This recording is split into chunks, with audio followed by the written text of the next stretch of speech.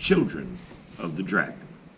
Selected Tales from Vietnam by Sherry Garland with illustrations by Trina Sharp Hyman. How the Tiger Got Its Stripes.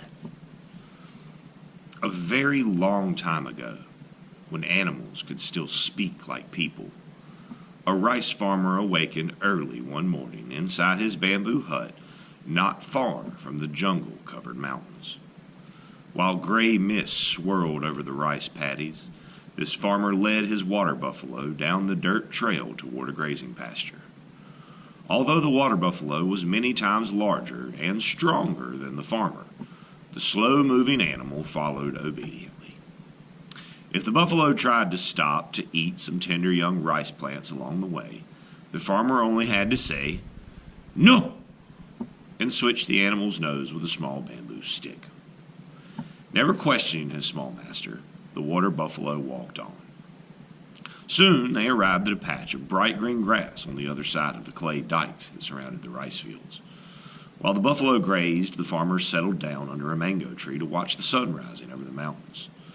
As he removed his cone-shaped leaf hat, he watched a flock of boisterous ravens fly from tree to tree and listened to the noisy chatter of playful monkeys. Shrill screams of brightly colored parrots filled the air as the farmer began to eat his breakfast of hot tea and sticky rice pressed between banana leaves. Meanwhile, in the shadowy jungle, a tiger awakened. He was ravenously hungry because he had not eaten anything in 2 days. His powerful muscles rippled as he stretched his mighty golden body, which back then had no black stripes. As the tiger stalked out into the sunlight on his big padded paws, he spotted the grazing water buffalo. Greedily, he watched the large animal, and he licked his lips as he imagined how delicious a buffalo steak would taste. But when he spied the small farmer, the tiger paused. Though hunger pangs rumbled in his empty stomach, he itched with curiosity. "Excuse me, brother buffalo," the tiger said in a deep, growly voice, "but I have watched you come here before. Every day this tiny man leads you here and sits beneath the mango tree while you eat the grass. You are many times bigger and stronger than this little human. Your horns are sharp enough to cut him. Your hooves are hard enough to trample him. The only weapon he carries is a flimsy bamboo switch to slap your face. Yet you never stray into the rice paddy or run away." The dark gray water buffalo slowly lifted his head. Bits of grass clung to his wet nose. He twitched his ears and swatted a bothersome mosquito with his bushy tail.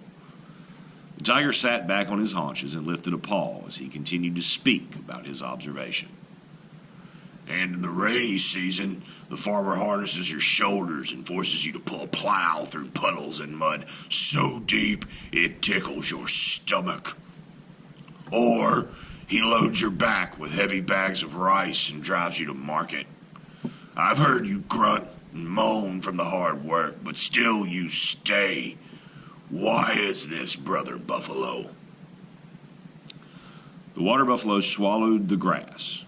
Then he spoke in a smooth, mellow voice. "I have often pondered this situation myself, brother tiger, but I have not been able to solve the puzzle. Perhaps you should ask my master, Mr. Farmer." The tiger nodded. He turned to the farmer, who was pouring some hot tea into an empty coconut shell. The farmer rose to his feet, a worried expression clouding his face.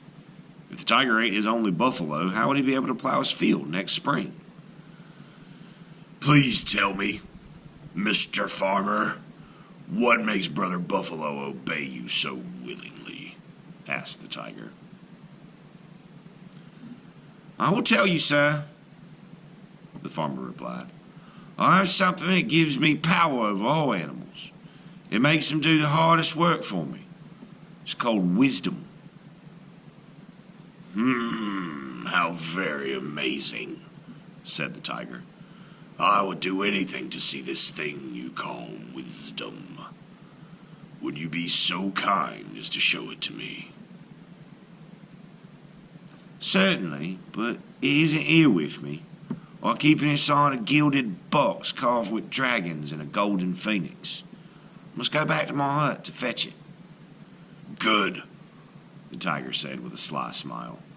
"I will stay here and watch over the water buffalo for you while you are gone." "But, sir, how can I let you do that, when you look as if you haven't eaten in a long time? My water buffalo would make a delicious meal for you, I'm afraid." The tiger smiled his most sincere smile. "I promise not to eat your buffalo while you are away." The farmer scratched his chin and shook his head. "Now it isn't that I do not trust you, Mr. Tiger, but I've heard your stomach rumble. How can you resist your hunger with such a mouth-watering temptation in front of you? No matter how honorable your intentions, why don't you let me tie you up by that coconut palm tree? Then I'll be happy to go get the wisdom you want to see." The tiger was indeed anxious to see the thing called wisdom, so he gladly agreed to be tied to the tree. But he thought, "When the farmer returns and unties me, I will jump on him and rip him apart with my sharp claws and teeth. After that I will eat his water buffalo. With his magic box of wisdom I shall command cows and deer and delicious wild boars to lie down at my feet.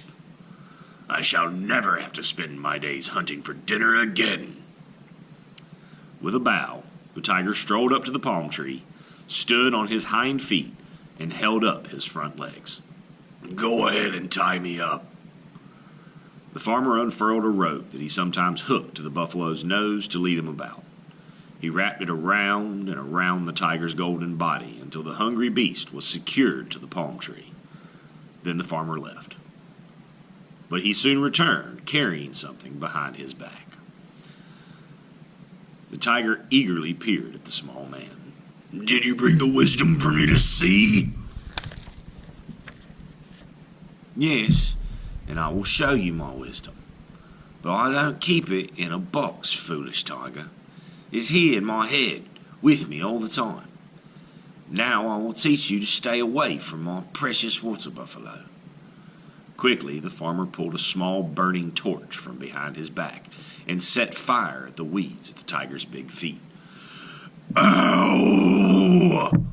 The tiger howled as the flames began to burn his paws and lick at the rope. The smell of the tiger's singed fur filled the air as the rope burned black. At last it burned in two and fell to the ground, freeing the tiger. As fast as lightning, the tiger fled into the deep, dark jungle. When the tiger felt safe, he stopped at a pool of refreshing mountain water to drink. He saw his reflection and roared. Big black stripes now circled his golden body. The tiger knew he would never forget the magic called wisdom.